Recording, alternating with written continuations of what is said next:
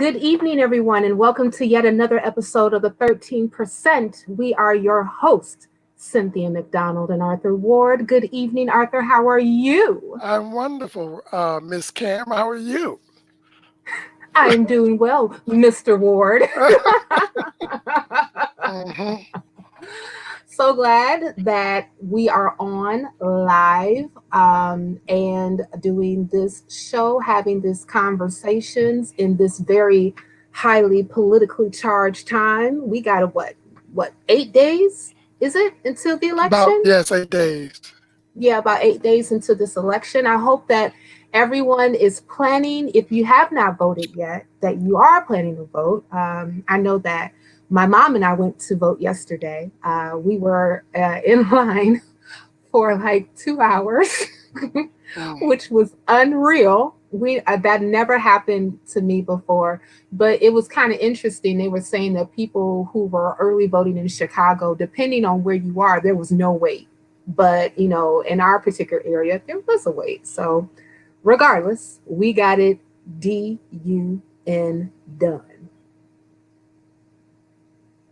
We're glad you did. I know that's right. Mm. All right, everybody. So we are going to get into this conversation, but before we do, let's get some housekeeping out of the way. Make sure you guys like this video, subscribe to YFNA News, also hit the bell so every time that we go live or upload a show or what have you, you get a notification that we do.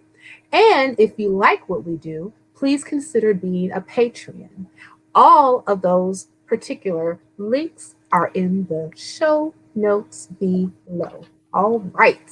Okay, so we got this thing that we're going to be doing now.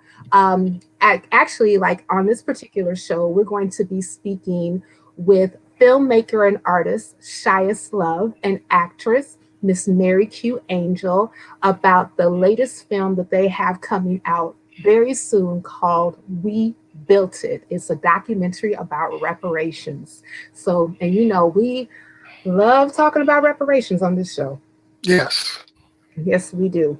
But before we get into that particular conversation, let's talk about what's in the buzz. What's the buzz? What's going on in the political atmosphere?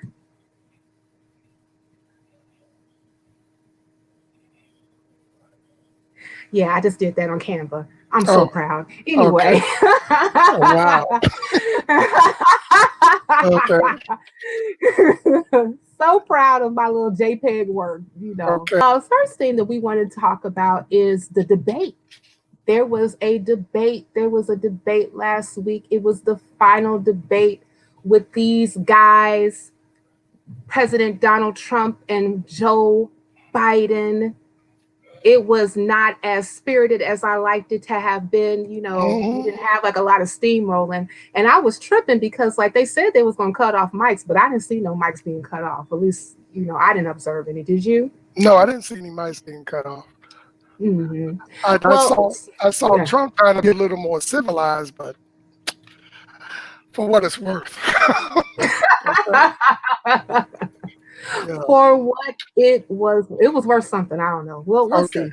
Well, they had a lot of different topics that they discussed. They talked about climate change. They talked about COVID-19, but they did have a pretty. Would you say they had a pretty robust conversation about race? Uh, I would say it was circumscribed because Hmm. they would go to the line on certain aspects of that conversation, but never cross it. Right. I would. So Yeah. that's how I would look at it. Yeah, I would definitely have to agree. They came up to a line, and you saw like a lot of pivoting as far as like the conversation about race was concerned.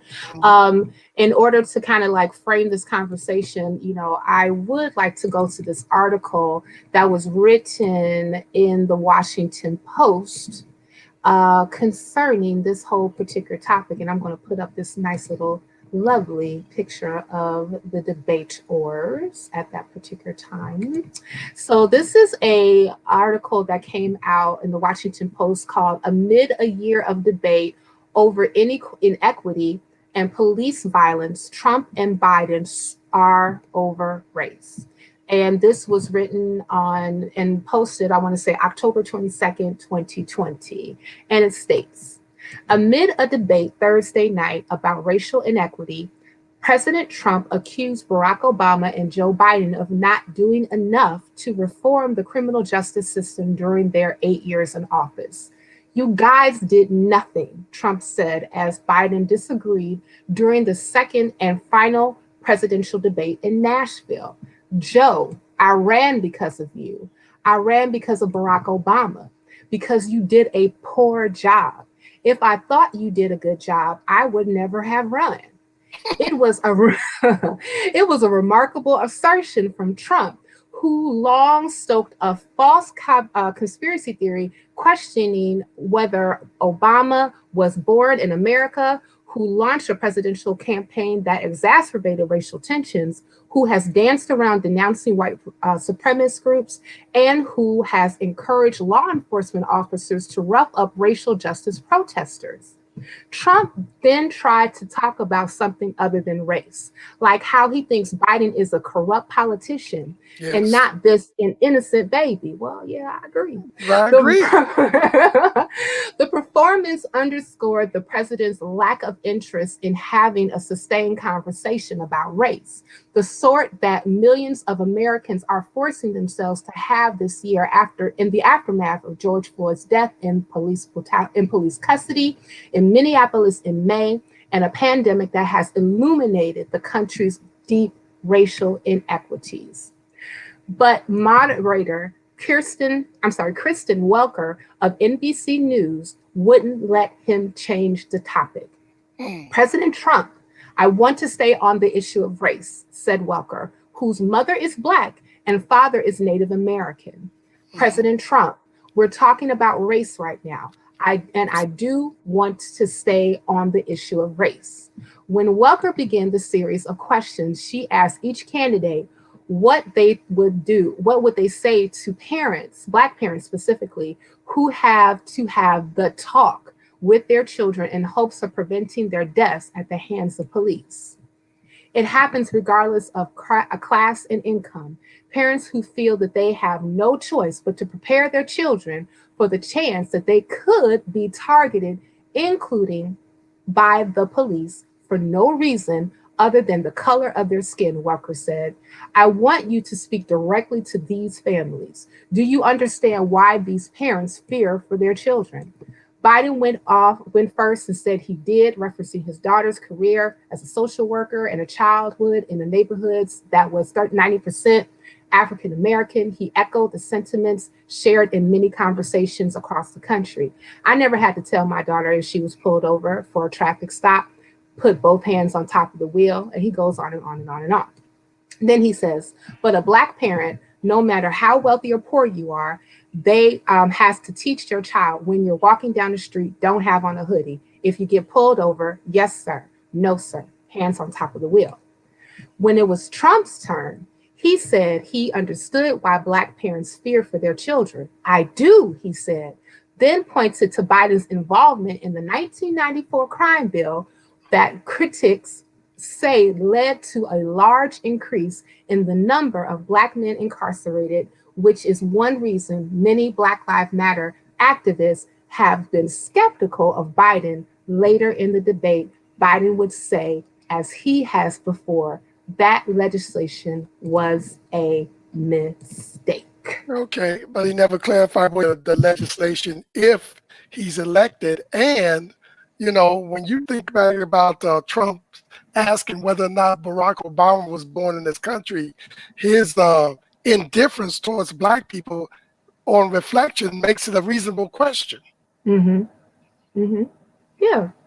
And I think that also too what I really wanted them to really get on is like even how you look at the crime bill and also Biden's whole speech on the Senate floor when he was actually saying that we're going to do this particular bill. It needs to be done. We're going to have all these particular set asides for the people if they're on drugs or if they have social issues, et cetera, but they will be in jail. Right. I don't want my daughter walking through a jungle. Mm-hmm. Remember that line? I Okay. do. Yeah, You so know, we know who so you're talking those about.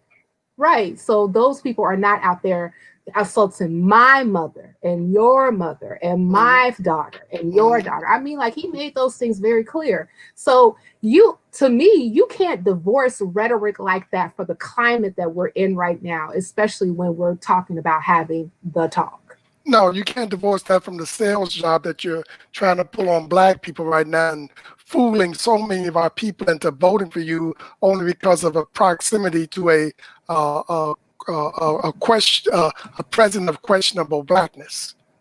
Mm-hmm. You Exactly. understand? Because, like, So yeah, especially like when he said to Charlemagne the God, if you have to figure out the difference between me and Trump, you ain't black. yeah, I was like, wow. I cannot imagine any Democratic candidate saying that to Jewish people Or any group. or any group. No, they don't talk like that to any group. And especially like I think it's like really telling when you have a group of people that's trying to be very serious about talking about policy when it comes to black folks.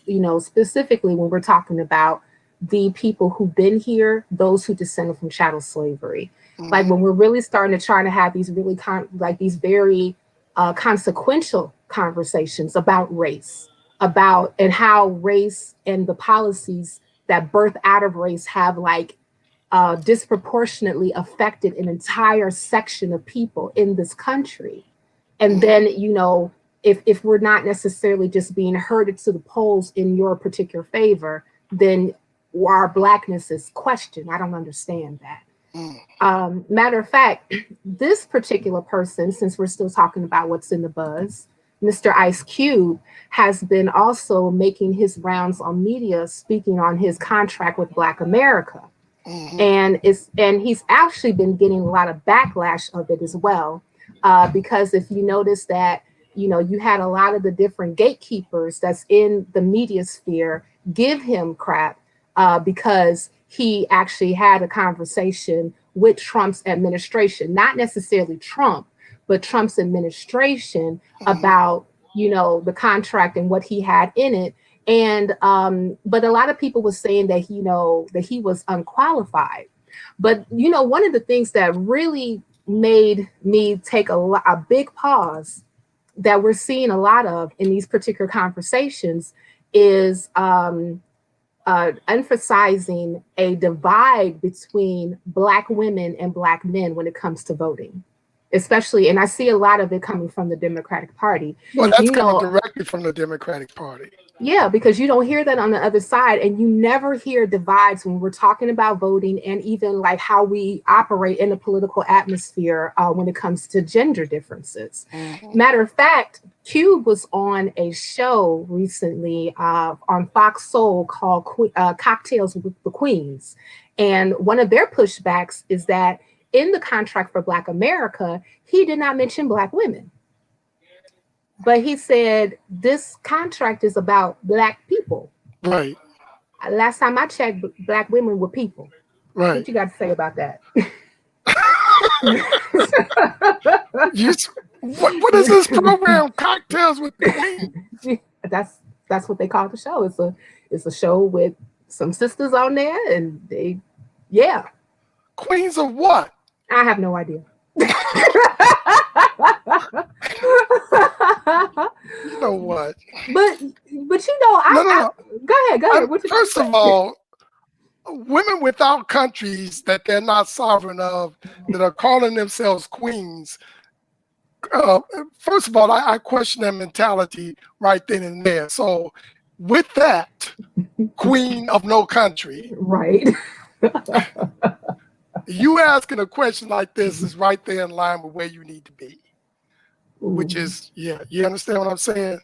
yeah. But that is a if that woman asked Ice Cube that question, those are talking points directly from the Biden campaign.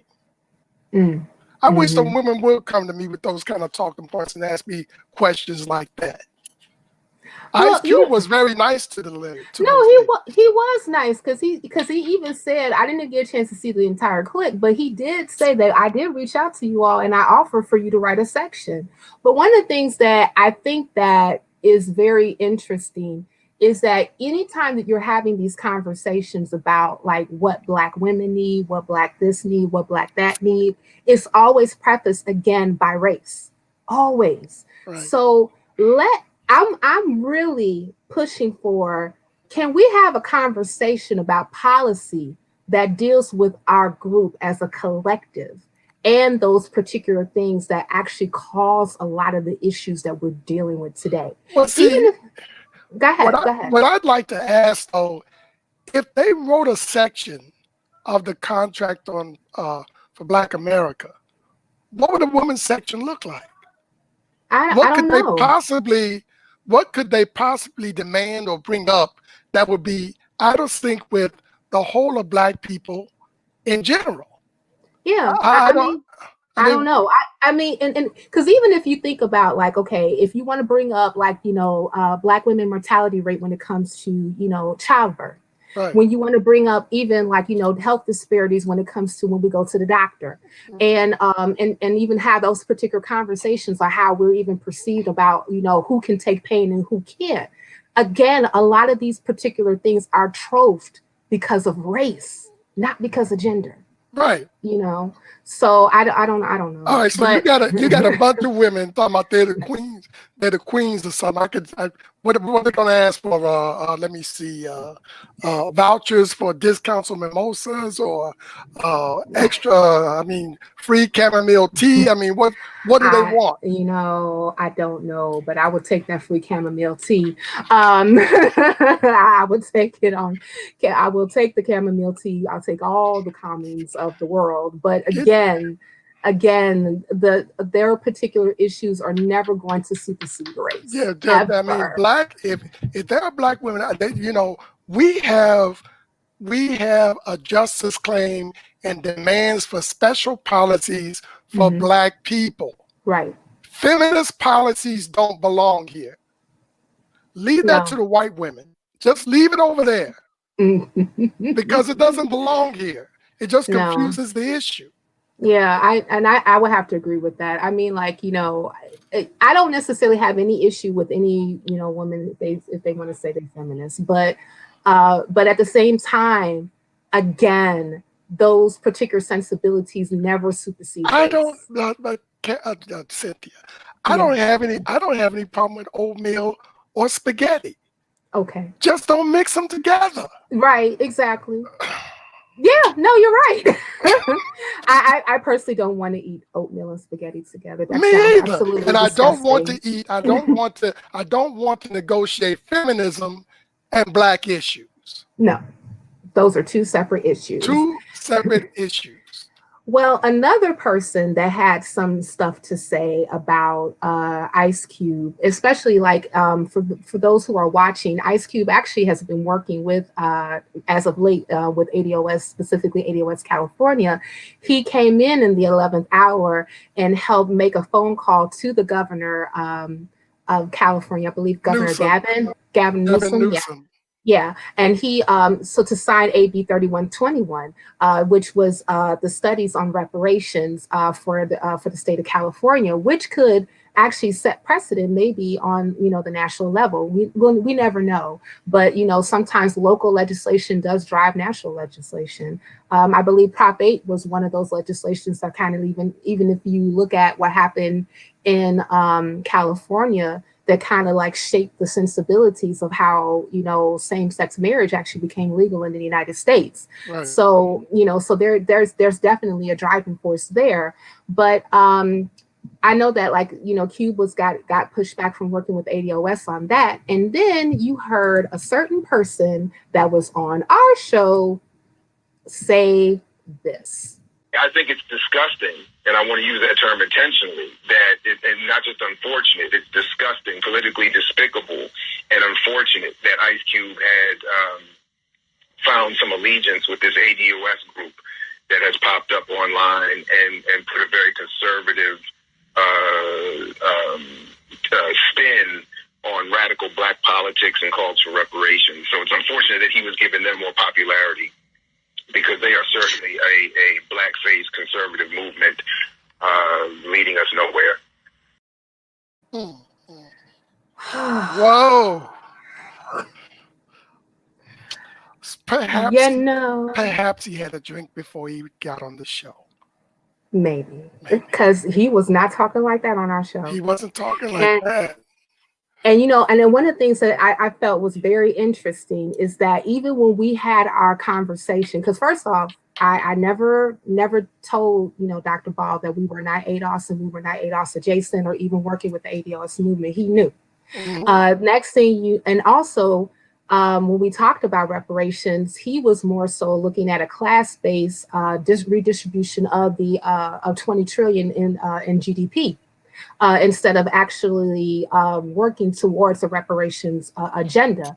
But the reason that he said that he was not really for that is because he just didn't think it was going to happen. He said that it's not that I don't necessarily think that Black people do not deserve reparations. It's just I don't think it's going to happen. And one of the things I said to him on our show, I said, you never get anything without fighting for it. Right.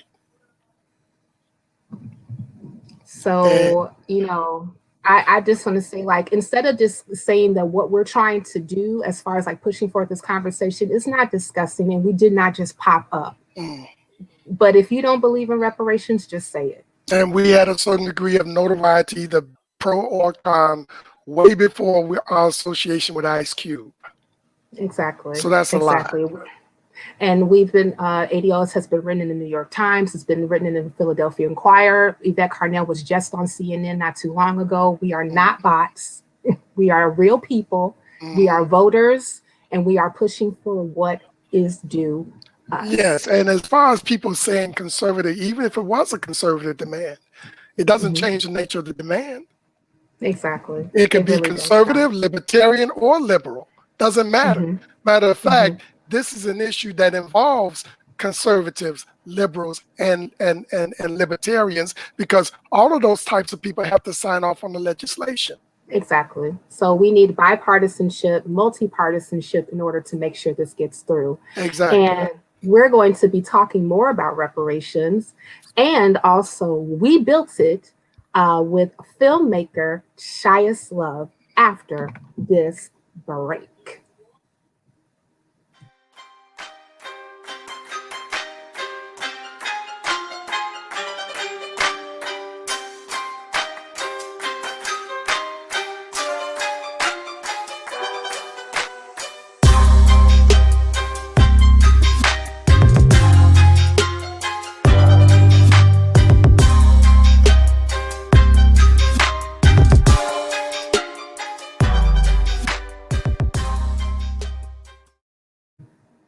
All right, people, we are back. We are back, and we are going to be talking about this documentary that's going to be coming out very soon about reparations with filmmaker Chiest Love and leading lady Miss Mary Q. Angel. So without further ado, let's bring on Chicago's own Chiest Love and Mary Q. Angel.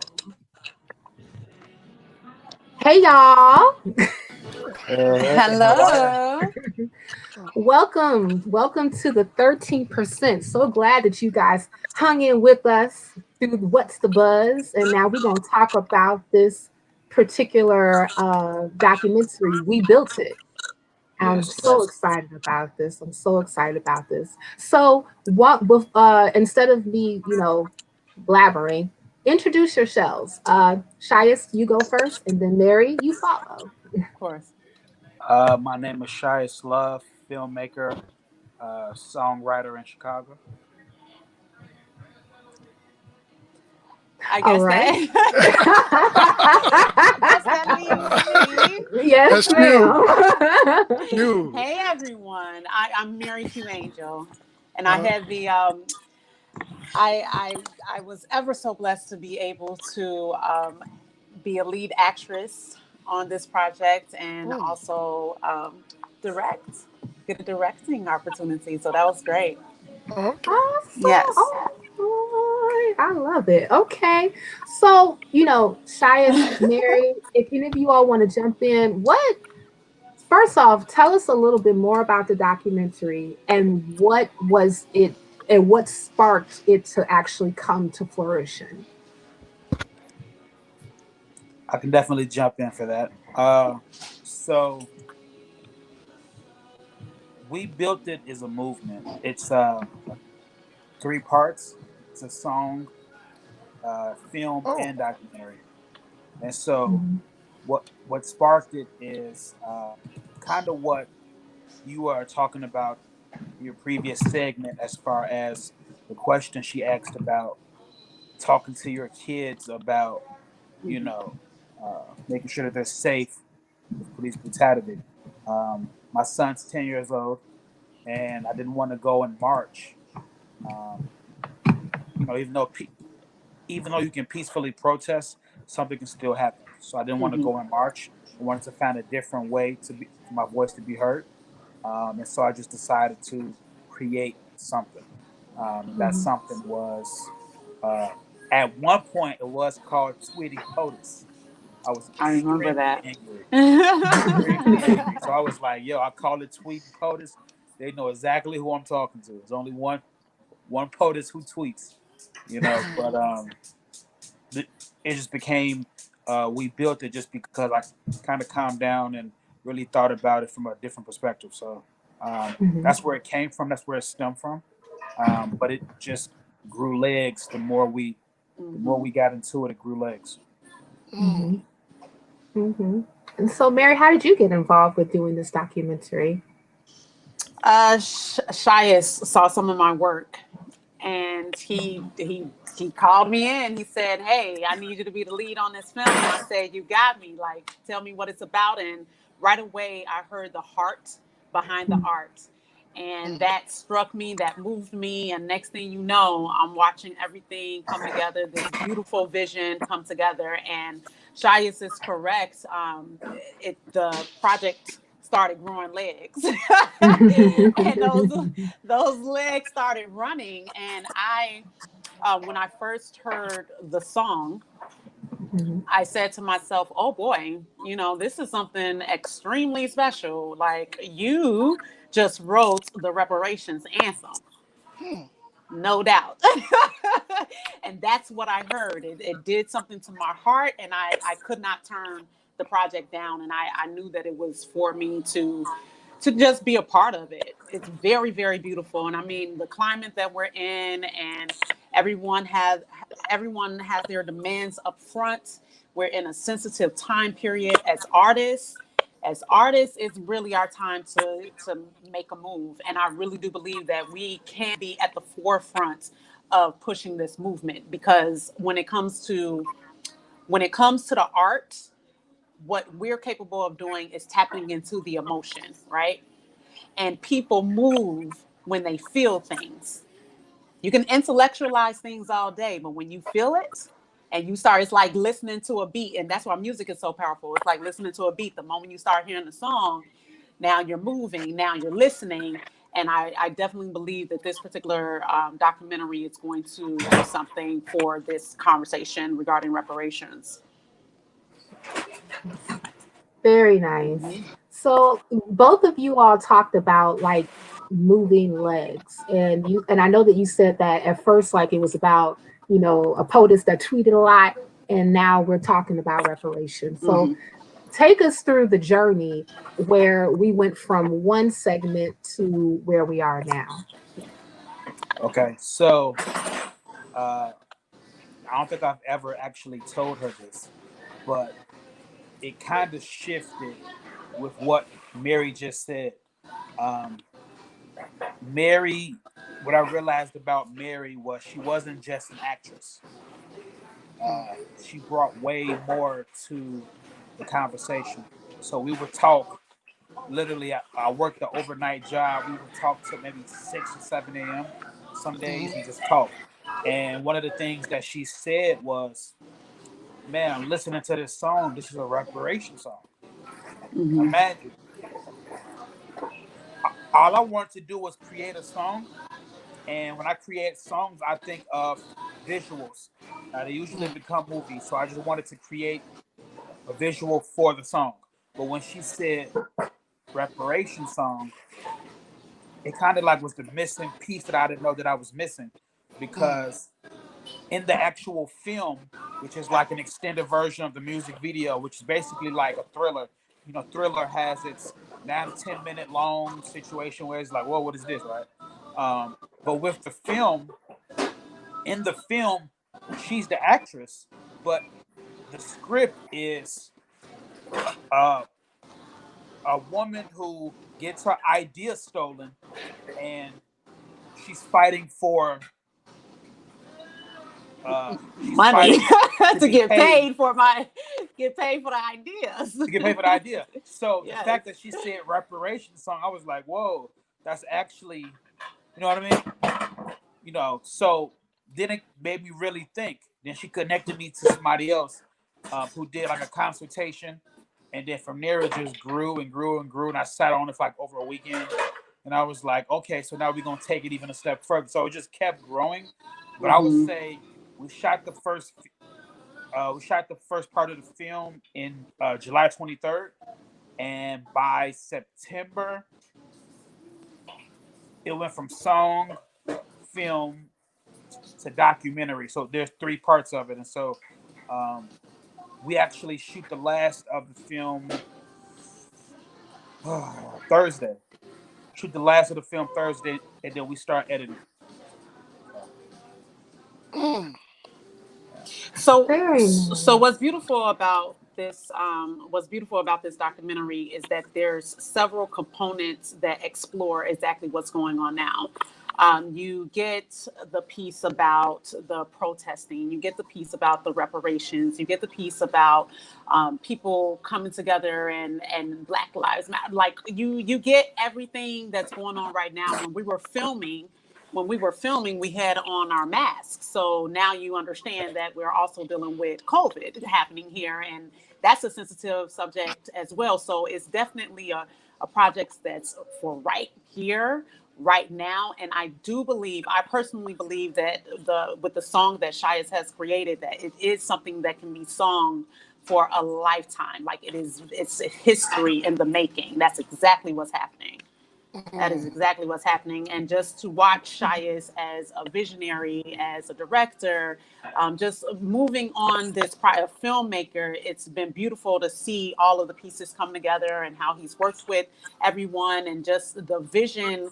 There's a lot of grace with the vision. He's telling a lot of story. He has not been selfish at all as far as reaching out to other people and involving them in the conversation. And that's what it's all about. It's about having the conversation. And it's about action. Yes. And it's about action, but action comes with the conversation because you got to find out where the loopholes are. And I think right now people are starting to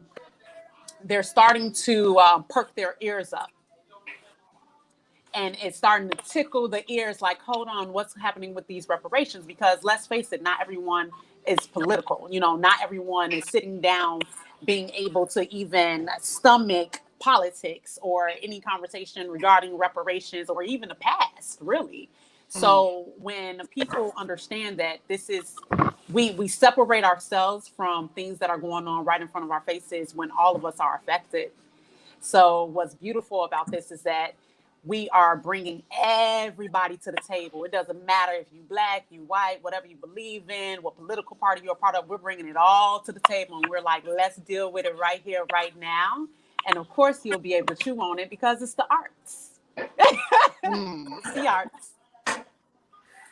Well, I'm always have like a heart for my artists, of course. A matter of fact, it was kind of funny. Is it okay to kind of say who's featured also in this documentary, Mr. Love? Yes. Yeah, of course. Okay. Well, actually, myself, Mr. Ward, and also President of Video in Chicago, Marlon Watson, are also featured in the documentary. And we got a chance to actually talk about reparations and the specificity that Yes. ADOS is really pushing for when we're actually talking about reparations. And it was kind of interesting because, like, when Chiest and I had our first conversation, I said, I know you, right?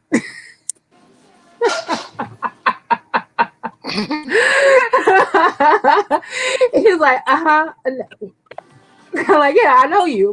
Because it was interesting because, like, being an artist, I used to do background singing for another artist in Chicago, and that's where Ooh, I met Shias first. So it was kind we're of all interesting, connected. like when we got connected again, to say, "Hey, we're doing this film." I was like, "Oh, that's so interesting. I know you, and now you're talking about one of my favorite subjects, reparations." Yay! Oh yeah, It's all connected. It's all It everything connected. is. happens for a reason. Hmm. Of course, so but I was really happy just to really, to get into this to get into the conversation and really talk more in depth about it. So I know that you had like a series of questions for us and like for other people that you actually interviewed talking about reparations. What were some of the aspects of that particular conversation that you wanted to really emphasize? Um, so it depended on the person, but Mm, because I interviewed a multitude of different people, there are components of the film when I did the interview that's like, where would America be without Black culture, Black inventions, and Black creativity? Hmm. So I wouldn't ask a comedian or an actor about reparations because I don't want them to talk about something they might not be versed in. So I would steer them to that level. But if I'm talking to somebody who's versed in that realm, then I would probably ask them, you know, what's a simple way of, like, if you're talking to a 5-year-old, what are reparations? Like, really break it down. That was important for me because, again, some people, Hmm. even though they understand that we supposed to get what we deserve, some people really don't know what reparations are. You know, Hmm. they really don't know the intricacies of it. So I wanted to Hmm. have that, breaking down piece by piece. Uh, why we deserve it. Who's supposed to get it? Like, really answer those core, minute questions that really create the conversation for people who can understand it. Because Hmm. um, this is going to be watched by everybody. It's not going to be watched by us. You know what I mean? So that was real important to me.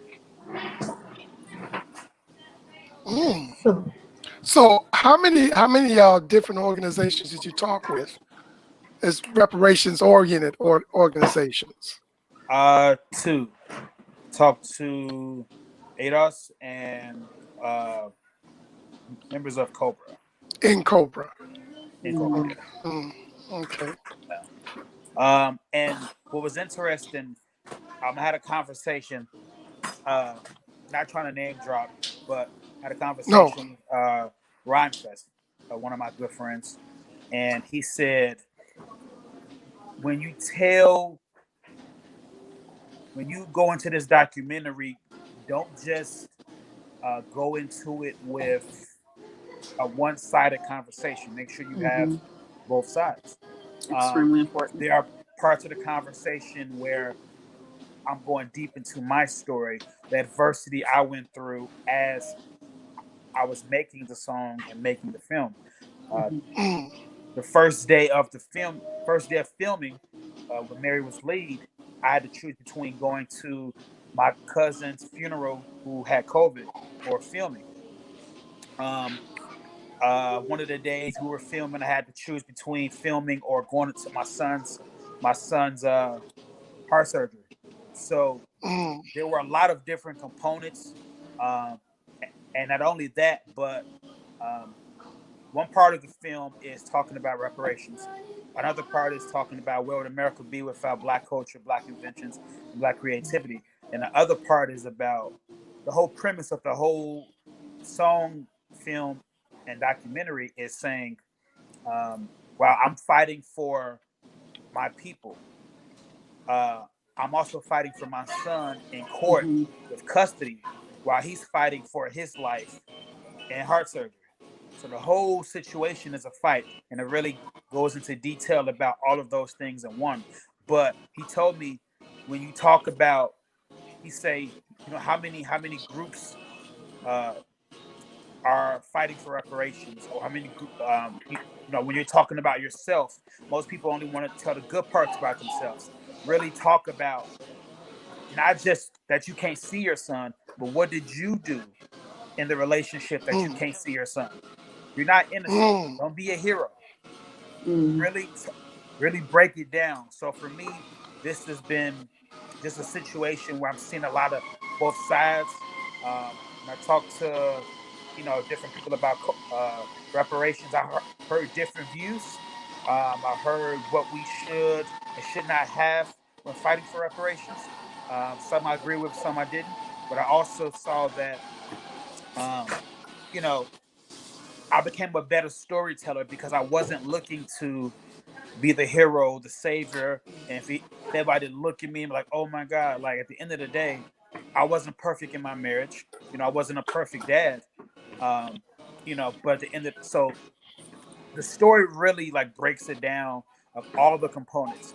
And by the end, you'll see what happened with my son in surgery, what happened with my son in custody, and what happened with the fight for reparations that we're continuing to fight.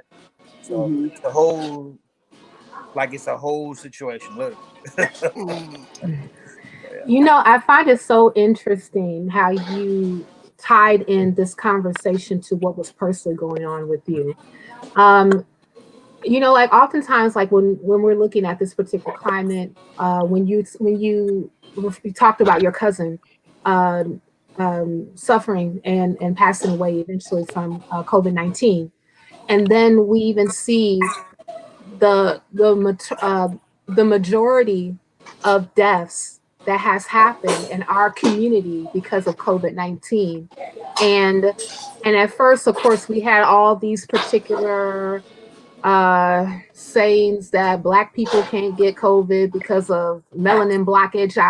Some stuff, I don't know. A lot of Hotep people were saying that. And I remember when I first heard that, I said, I never knew that black people could never ever get a virus. I've never heard that before. And but then not too long after that, we saw how COVID was disproportionately affecting, Black Americans, whether it was economically, because a lot of us got furloughed from our jobs, right? So, and we see now that even if you look at like the Bureau of Labor Statistics, when it comes to the group that has the highest unemployment right now, it is Black Americans. And then, even if we're looking at the health disparities that we experience as a people, and how those historic implications have always been there, from jump, and then equating it to COVID-19 infection or even how we're treated. Like, the president just got COVID. And, and even though he don't look all that great, y'all, I'm just gonna let you know right now, he don't look all that great, but he was able to get really good treatment up front quickly as soon as he got diagnosed and up and running and still moving on with his life. And this is a 70-plus-year-old man, right? Right. What would that have looked like if this was like treatments and things like that's affordable and available, to Black America as a whole, right? And I can, and even like when you were talking about your son and my heart goes out to you, especially dealing with him having surgery. I know that that's very hard to deal with. What implication does that have, for a people that has, certain adversities that's even thrusted upon us when life happens, right? And not being adjacent to the wealth that has been stolen and robbed for centuries. Yep. Because like, yeah, I mean, if you even think about it, like one of the things that I read is that what would cause people to go bankrupt quickly are like unforeseen bills, and a lot of them happens to be medical, right? So when you have like unforeseen things that happen and you don't have insurance, or you don't have the money for the copay or things of that nature because you're not adjacent to wealth, what does that look like? How do you cope with that? How do you deal with that? Especially when you know that your group that only owns 2.6% of the wealth in the entire nation versus white counterparts who own over 90% of the wealth. You know, that brings a different look to this entire conversation. Mm-hmm. You know, Absolutely. so like, you know, just keeping those things, those particular things in mind as you were making this film, did like, and I know that like you were looking at personal things too, like what were all the implications that really made you want to frame this conversation the way that you did and show it in the way that you did? Um, that's a good question. Um, Definitely got your journalism hat on for that one. Let me fix this chair right quick. All right, sit up. I was like, man, she should have done the Interviews. yeah, The interviews. for the interviews. So for me, I think that just like an artist, your work can be healing. Mm-hmm. Mm, And I went through a lot in the past year. To be mm, honest with you, even though I'm still fighting for my son in custody, even though my son is still healing from heart surgery, even though my cousin, family's still, crying daily of his loss because he was only 29 years old. oh my. Um, no kids, no nothing. For me, this has still been the best year of my life, Mm, literally, by mm, far, because mentally, I knew that my frequency, my frequency just went to the next level. Um, mm, while most people are out of work, I quit my job. Oh, mm, While okay. mm, most people don't have Mm-hmm. food to eat, I'm choosing to fast. Mm-hmm. mm, I'm just on a mm, different frequency. Mm-hmm. mm, So mm, for me, everything that happened, year 2020 is perfect vision. I just needed to tell my story. I just needed to tell our story. Yeah. I just mm, needed it to be as forward, as possible. And when you have lyrics in the song like "If we came where you stay and took everything we made," I'm mm, angry. I ain't mm, holding back in there either. You hear mm, all these Mm-hmm. songs protesting and all these vote songs. That's cool, no problem with it. But they ain't angry enough for me. They mm, still bagging. They still hoping. I'm taking. Just being honest. Not I'm playing nice. I'm taking. mm, I'm not playing nice. there's no, after a while you can't play nice. You have to mm, be very assertive about what's important. And I watched Chiest listen as he was working, seeing how the storylines were getting bigger and bigger, because as you listen to the song, it provokes the thought mm, and you start thinking. So it's a matter of getting out of self and putting your hands in the hands of everyone else. It's bigger, and I commend Chiest for the quitting of the job and the fasting, and just as he mentioned, being on a higher frequency, because to me that's the ultimate of being selfless. When mm, things get bigger than you start to do things different. And that's a mm, sign of leadership, honestly. That's a sign of mm, leadership. And I think one of the things that we're lacking right now is the leadership. Where's the mm, where's the leadership? mm. Where is it? Wow. So, and you don't know that sometimes you don't know that you're a leader until you're making moves that you didn't know that you would make. And Mm, I think that's what happened. I think that's why this project went from a song all the way to a full out blown documentary. Now we're talking about reparations, and who's to say what's going to happen when a song really hits everywhere. right. Well, Right. let me ask you this, Mary. What is it do in the course of you working on this film? Yes, sir. What is it that you learned about reparations, or if you already understood reparations, did working on the film modify your views on reparations? So at a base level, I understood that reparations meant give me my money. Uh, okay, number one. Okay. So that's, and the fact that there's so much bloodshed, from our people, it only makes sense that yes. And when you look around and you see who's building and you see who's still building, you see who's like people are still making money off of our bloodshed. So to me, it was one of those things where I was like, yes, like I said, when I first heard the song, I said, oh, you just wrote the reparations anthem. Now, since being on the project and working with Chiest and everything, it definitely makes me want to learn more about like some of these organizations, right? Oh. Yes, and I think that it's important. And like I said, you really don't until you start putting your foot in another shoe. It's like you can lightly, everything looks like a light coat, right? Until it gets Right. really, really, really, really cold, until it starts snowing out of nowhere, like today. Yeah. Yeah. so, Yeah. so yes, I am I'm a lot more interested in the conversation. I personally believe that as this is pushed forward, that in due season, the reparations gonna come. It's Yes. possible. I believe that it's possible. I know that there are people that believe that it's not possible, but I do believe that it is possible.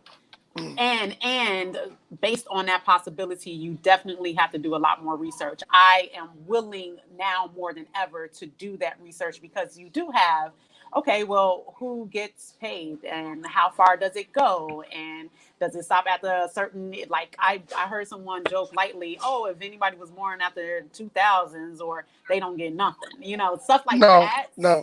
No. Hearing things like that is like, okay, well, Well, now the main thing is that the major difference that you need to know about, let's say, maybe ADOS and some of the other mm-hmm, reparationist organizations, is that most of the other organizations that are dealing with reparations have a pan-African attitude.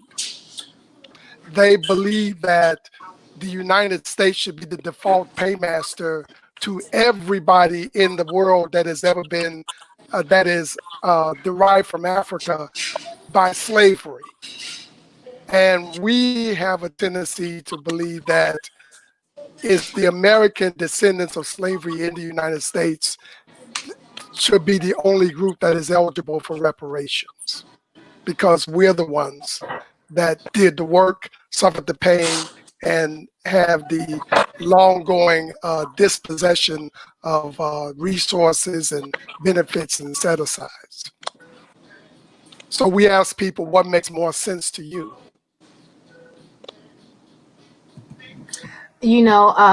One the other person that was in the documentary, Marlon Watson, he likes to make this analogy when we're talking about who gets what. Reparations defaultly means repair, mm-hmm, right? Redress and repair. And think about it in the case of an accident. Let's say you were in an accident. Let's say both of us were in an accident, right? Both of us got hit by a truck. You got hit by Pepsi. I got hit by Coke. Okay. So when it's time for us to go and get repair for our accidents, I'm not suing who hit you, nor should you be suing who hit me. mm-hmm, Since I suffered injury from Coke, Coke is responsible for paying me. mm-hmm. Since you suffered injury from Pepsi, Pepsi is responsible for paying you. So when we're looking at slavery and when we're looking at it on a whole, let's just say from the transatlantic slave trade to the Middle Passage and to the place where folk got dropped off, slavery was governed differently depending on what country you were in.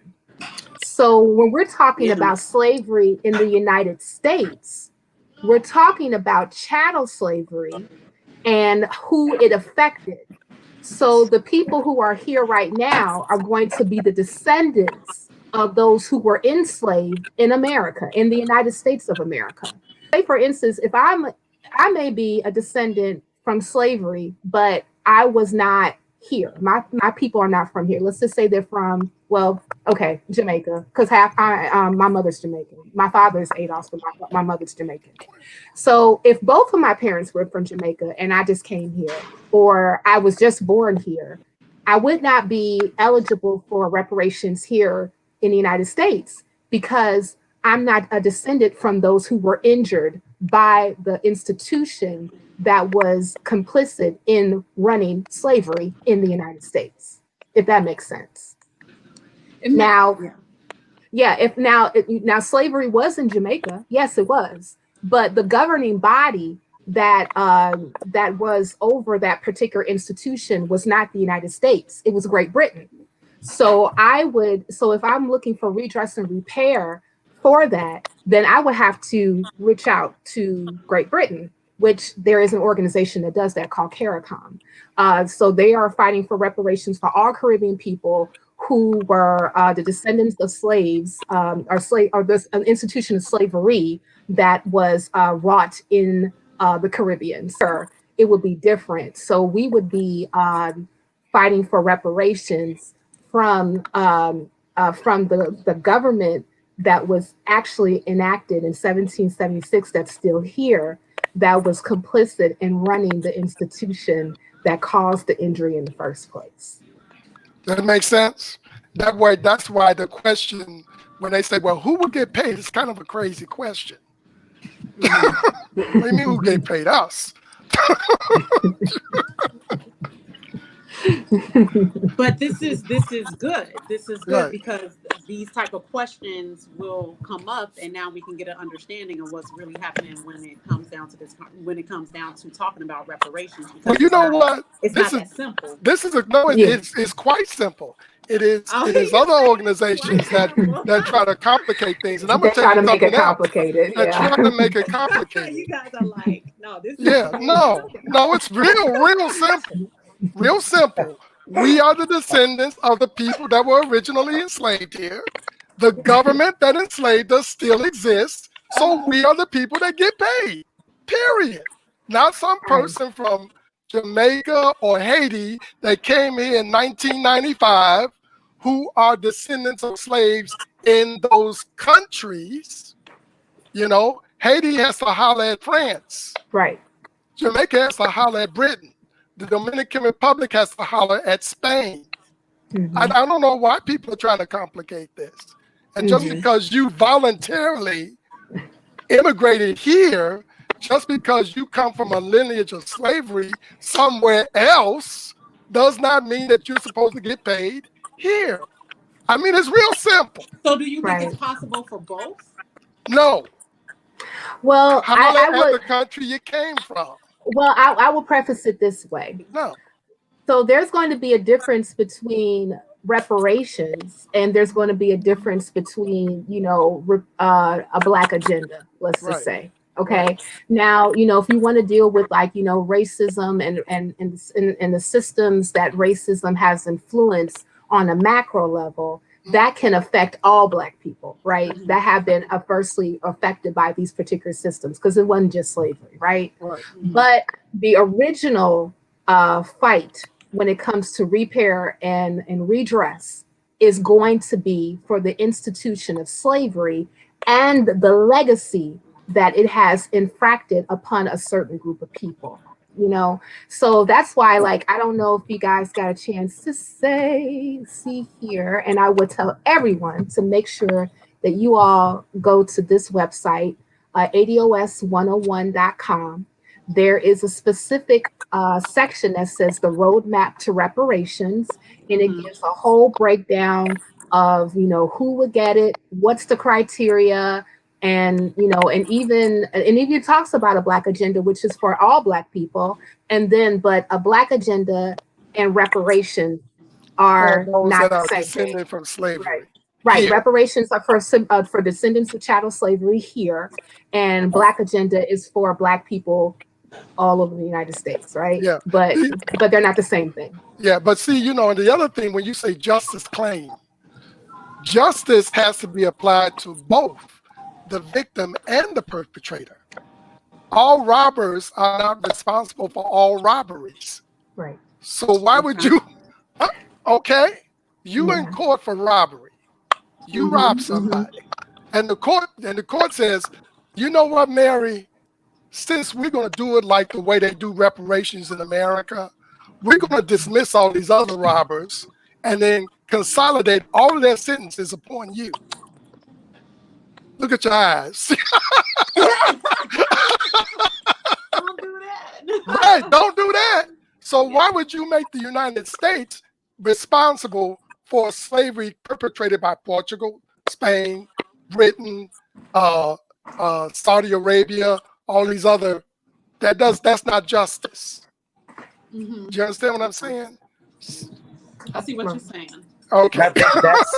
I think that's the reason why it's taken so long, because people don't have that clear understanding of what you just talked about. Yes, that is So they part. just think That's exactly how we can tell all these people that's too much, it's not going to happen. It's like no, not everybody. Right. But then people who don't understand that and hear that, they think, what you mean you're not going to pay me? I'm black. I'm boom, boom, boom. So it's just like we all just need to have an understanding, clear understanding, so that way we all can fight for reparations with who we supposed to fight for. With who we With. Yeah. who You know what? with whom? Yes. I got clarity on specificity. And author is saying it's not supposed to be a fight because it's simple. No, it's real simple. It's real It doesn't have to simple. be a fight, folks. Let's just get No, it doesn't have to be a fight. It's really the Pan-Africans that are stirring up this confusion. Oh, okay. That's because they say if you're black, then you deserve. We have people here, and don't go with that mess that they tell you we were kidnapped. No, we were sold by African elites and African slave traders.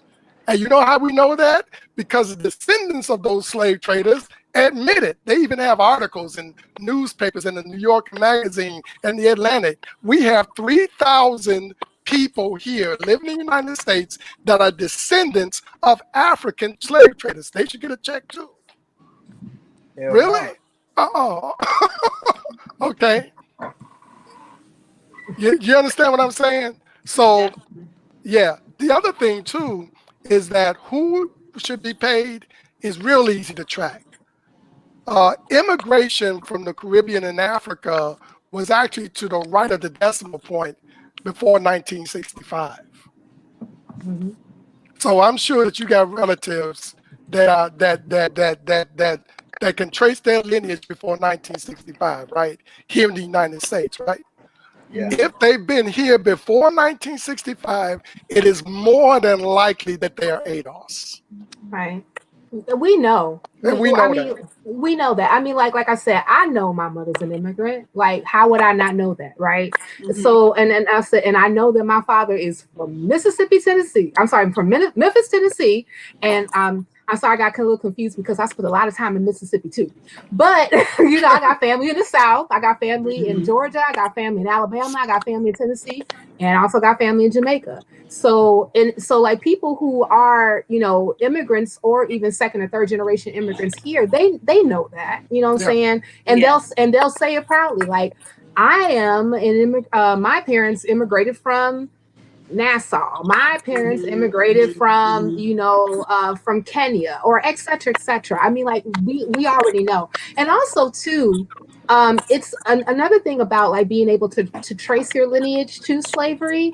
You can do it with the census. I did it in less than 30 minutes on my father's side of the family. Found out that my great-grandfather was a World War I veteran, and found out that my oldest relative was born in 1800 and was a farmer, which is a slave, on a plantation in Virginia. And you did that with a census, you said? Yeah, using the census, and that's public record. So yeah, it wasn't very difficult to do any of that. Like like I said, I did it in the afternoon. So you do have some other people who try to make it confused, saying that you have to do purity tests and DNA and all this other stuff. And no, you don't. Like I said, you don't. The United States kept very good census records for a very long time. Okay? They kept good census records. They kept good slavery records. Mm-hmm. Believe me.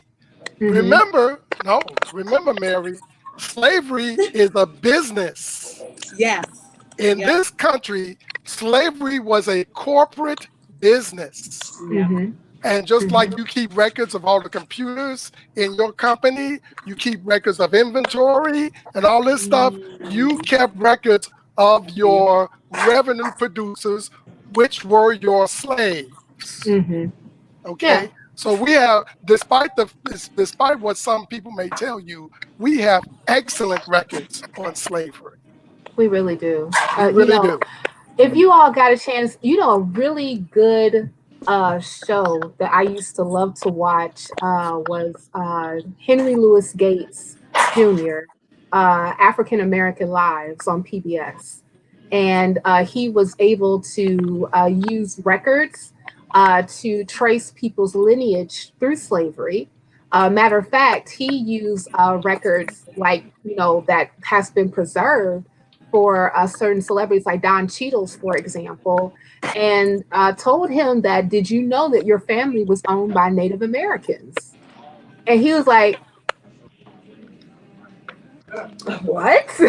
Yeah. And he's that, yeah, it was shocking, and then did his DNA and found out that he was 16% European descent, but had no Native American descent None. whatsoever. It was a trip, and it was kind of interesting because, like, I remember watching that episode, and I went back to my dad and said, "Hey, Dad, there was this big old thing about like black people, but Black Americans specifically being related to a lot of Native Americans, but I just found out that that's not really a thing." And he was like, "Well, I don't know because your grandmother, she had really long black hair." And I said, "Yeah, Dad, that could be from her Caucasian side." And he said, well, she had like really smoky gray eyes. I said, "Yeah, Dad, that could be really from her Caucasian side." And Right. then he was like, "But I thought that," and I was like, "Daddy, did I just hurt your feelings?" It's Right. Uh-oh. okay. Right. It's okay. And Right. I tell him that story too because, like, another thing that we have to understand when we're looking at those who descend from chattel slavery here, and the reason why we're very specific about saying ADOS, American descendants of slavery, and not just African American or Africans descendant of U.S. slavery or child, whatever they come up with nowadays. We say that specifically because we're not just of African descent. We are an amalgamation of, Europeans, African, depending on West and Central African, and those particular tribes, and we're intermingled and have descendants, and we're now here, right? Yes. And so, and we've been removed. Our ancestors have been removed from the continent of Africa for hundreds of years. So we're a different culture. We're a We're different different culture. Yeah. people, and Yes. and that's okay. That's No, okay, that's and that's great. yeah, that's not to, and so, like, and I know that oftentimes, like, people who have more of a Pan-African ideology, say that, "Oh, you're being why are you separating yourselves?" I said, "Because we are separate. We're not the same." And that doesn't have to slight you. It's just saying that this is who I am. Yes. And I think that oftentimes that people don't necessarily like to equivocate themselves to slavery because of all the baggage that comes with it, right? Hmm. But in actuality, what all brought us here in this United States, that even for the fight and having these conversations right now, is because of slavery. Right. It literally is the institution that made who we are. Yes. And I'm And proud. I'm proud of the lineage because we made it. correct. When I went to Japan, when I went to Japan, I'm walking down the Ginza late at night. When I'm walking by them nightclubs in Japan, I didn't hear no Japanese music coming out of there. Mm, I heard jazz and I heard R&B all mhm, up and down the street. That was our stuff. mhm. They wasn't playing no African music. They wasn't playing no reggae. They wasn't playing no. You understand what I'm saying? They was playing our stuff You're in Mhm, saying Japan. You're singing the song. You're singing the song. That's what's Yes. happening. You're singing Right. the song. Yeah, exactly. We You know, built it. so We Yeah. built it. we have something very much to be proud of here. The 400 years of wealth transfer built the greatest country of the millennium, Mm-hmm. and our reshape through the crucible of slavery and oppression has formed us into this new culture, which is the most influential culture in the world. Why are you ashamed of that? Right. Do you So understand what I'm saying? Why would anyone be ashamed of that? Right. I definitely think it's something that we should be proud of because it shows what kind of backbone you have. Right. I think that we need to get around to protecting and advancing it, Yes. you know, and understanding how we can grow it for ourselves, Yes. and that building the community and keeping the community instead of us being all over the place. And that's an organization. A lot of that has to do with organizing and leadership. Commitment. Well, you know Commitment what? to us. I would say Commitment to us. I would say too that it would be that in the Black community there needs to be a cultivation of what I call self-established leadership. Okay. In other What do you? words, what I mean by that is that of a cultural network of awareness in terms of centering ourselves as a people, building our networks, and becoming cohesive enough so that when you hurt one Black person, you're hurting all Black people. So Kind of like the way the Jews are. There is no leader of Jews. But you notice that Jews, whenever something is directed toward Jews that they feel is adverse, they are on code. And that's where we need to be. And a lot of I believe that starts when you mention awareness. We're far from being in the pocket of awareness. There's a lot of and I know that when you get a bunch of brown folks together, these conversations happen, but we're far from being healed. We're far from knowing, there's a lot of trauma that is amongst us. And it's like, if you can't heal those inner places and we don't learn how to speak to yourself, learn how to love self, getting back down to the roots of who we are, that type of awareness will allow us to love one another and would allow us to come together. And so you get away from thinking that it's bad to talk to a psychologist. You stop, I'm gonna hold my mouth there. So to go off what you just said about psychologists, right?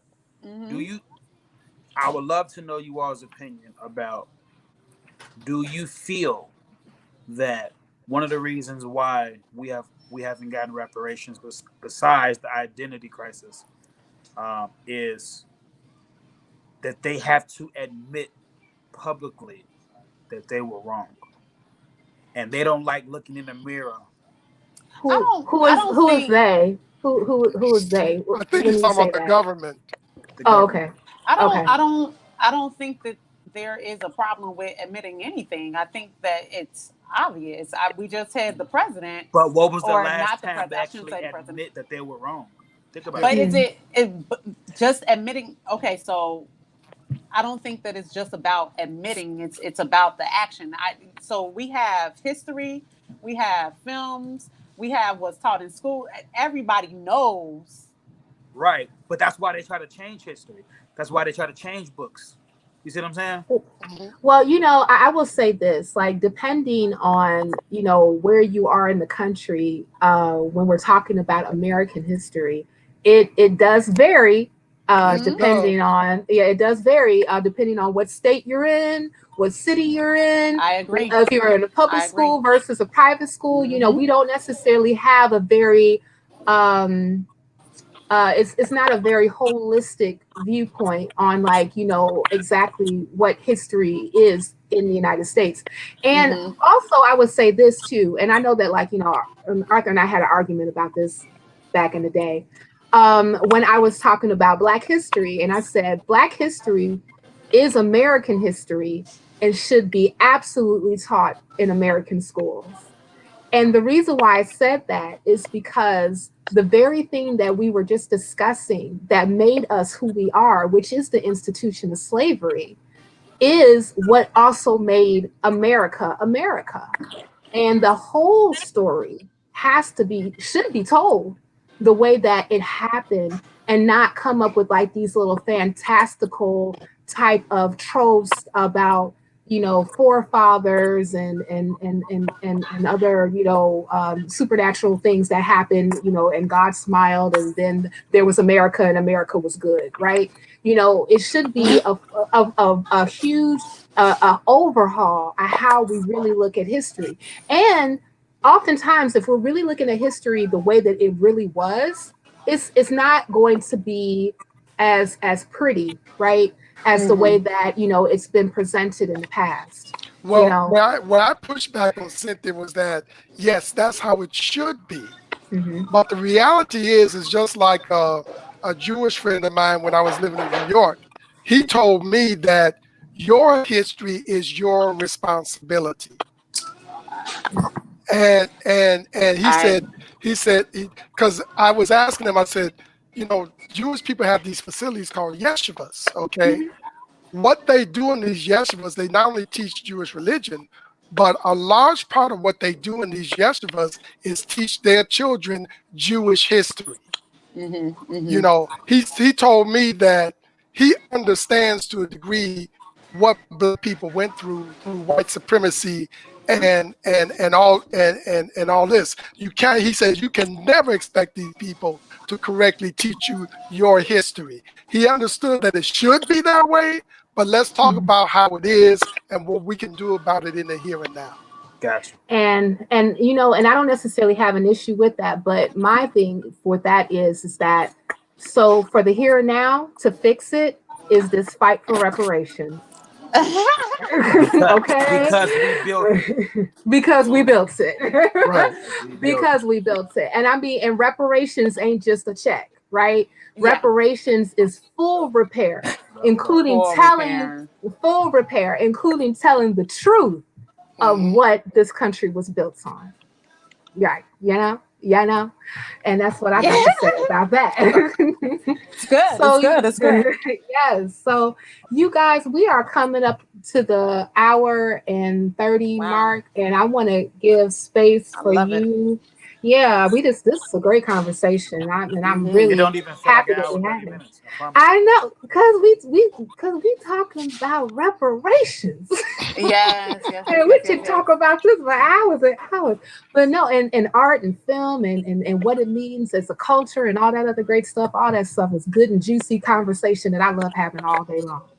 And I want to give you both space to really, tell us how we can find you. Tell us when the movie drops, and how you can, and the song and all that. So yeah, so this is y'all time to shine and plug yourselves. So Chiest, you go, and then Mary, you go. Okay.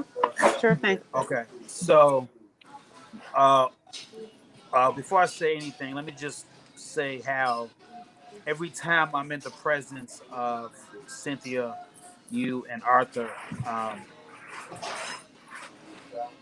y'all definitely just give me hope. I'll be honest. And I love that you all are on the same page, but Yeah. complete opposites. I love it. This is y'all balance each other perfectly. Like communication 1-on-1. Like every time I see Arthur or hear Arthur, I'm like, yo, he finna say something wild. He finna curse. He finna go in.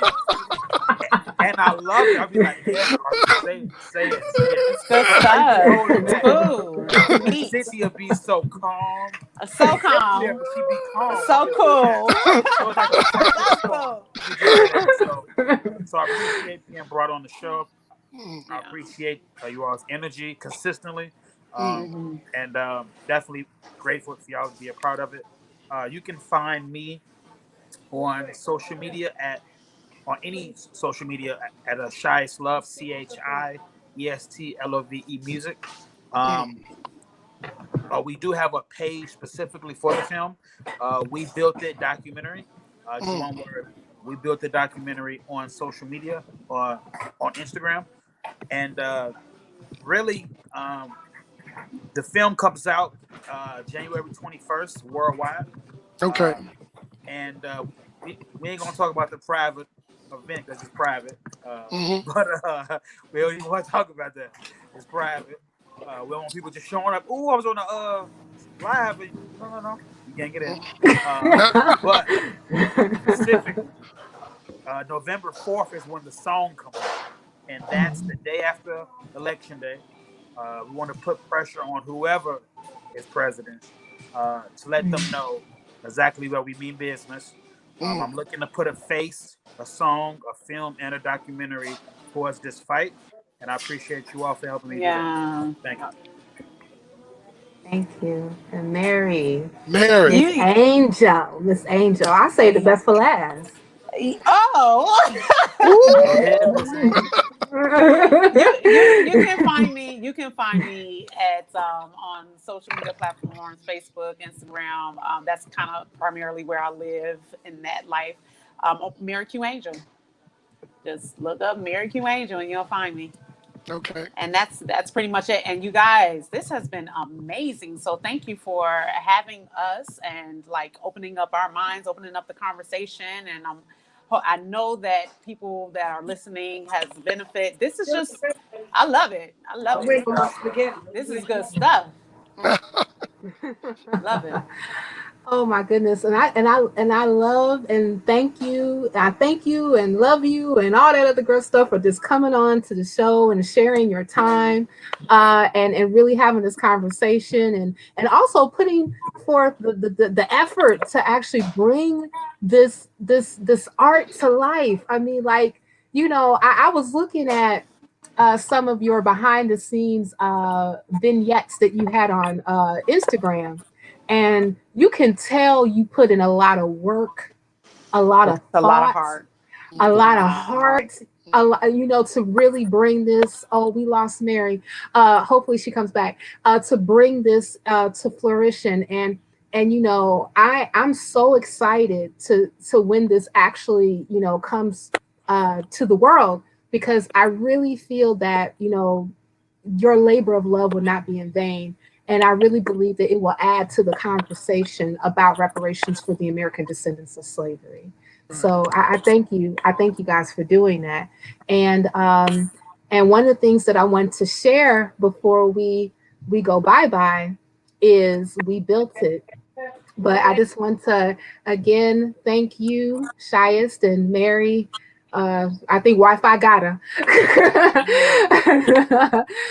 for joining us this evening, and thank you all for watching in the chat and and being even a part of the conversation in the chat.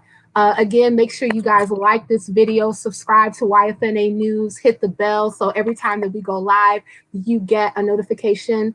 And also, if you like the content, please support this channel by being a Patreon and also buying us a coffee. I always like to ask our guests if they are coffee drinkers. So, Shia, since you're still here, are you a coffee drinker, sir? No. No. I am a tea drinker. When he said tea, Okay. the ladies, I was like, yeah, give me that tea. Okay. I ain't mad at you. I do love my tea as well. Mint, chamomile, and this is last thing. This is a world premiere because not only a handful of people have seen this video, and it's actually coming out before November 4th. So it should be a treat for everybody watching. Yes, it is. Where we built it, the world premiere. And yes, and my whole thing about coffee. If you all like, please buy us a coffee. I like mine with oat milk and also agave. Arthur, you like yours with honey and almond milk. Yeah. And yes, so we're coffee drinkers and we love that. And also, I want to thank our patrons, Marsha Filipello, BestName Ever, Marlon Watson, and myself, because I believe in what we do. And now, without further ado, and hopefully without much technical issue, let's watch We Built It. You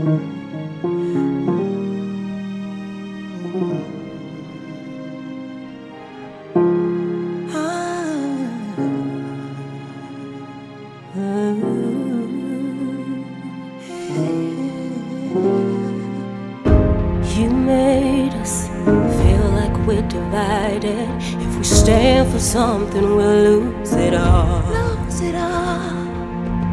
Maybe that's what needed to happen. We all came together for the cause. Who built this country?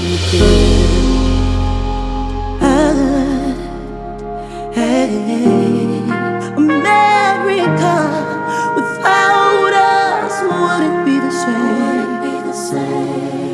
It wouldn't be the same. Oh. All the races are floating to the surface, no longer sweeping you under the rug. Won't sit back watching them lynch out a fight for the lives that were took.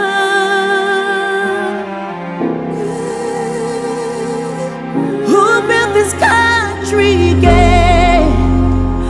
Oh, America's knees are falling just the same, and you're the one to blame. You're the one to blame. And it's time you know. If we came where you stay and took everything away that we made, we built it. You tell us to leave, go back to our country, but we built it. We built it. If we came where you stay and took everything we made, as we said, we built it. We built it.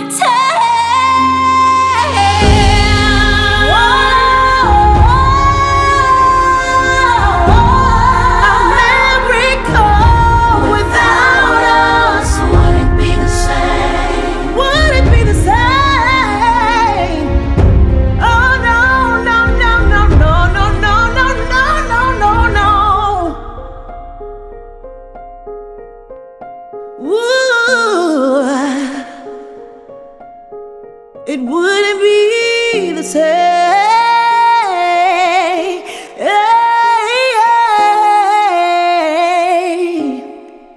Wouldn't be the same. Without us, it wouldn't be the same. No, it wouldn't be.